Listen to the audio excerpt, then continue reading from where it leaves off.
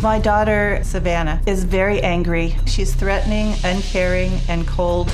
My mother takes zero responsibility for the things that have happened to me. Savannah was born to a drug mother. She was taken away when she was 2. Savannah has been raped, beaten, sex trafficked. This started at age 2 when she was molested for the first time in foster care. At age 4, Savannah came to us.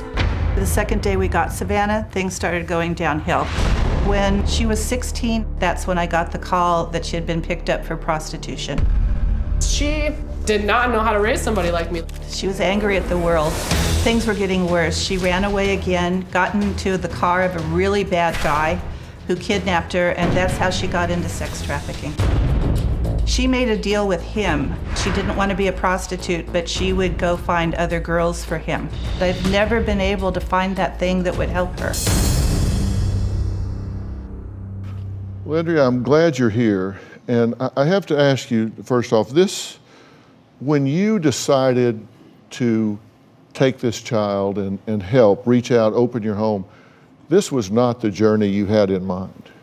No, we had no idea. We were told she was a bright, vocal little girl with no obvious problems. I mean, when you have been violated by the people that you normally in life would expect to comfort you, nurture you, protect you, then where do you turn? I mean, there's nowhere to turn, so you do pull back. If you get burned, you pull back, and you do have bonding problems, right? Exactly. And she has been abused, molested, trafficked, one way or another, since she's been old enough to speak. Right.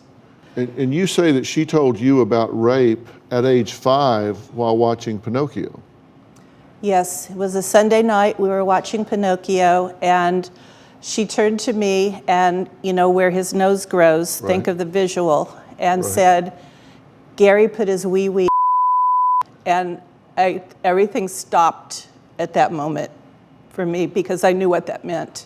The next morning, I called DCFS, which I was a mandated reporter, of course, and that was on a Monday. On Wednesday, we went down and had an investigation. On Thursday, they confronted him, and on Friday, he killed himself.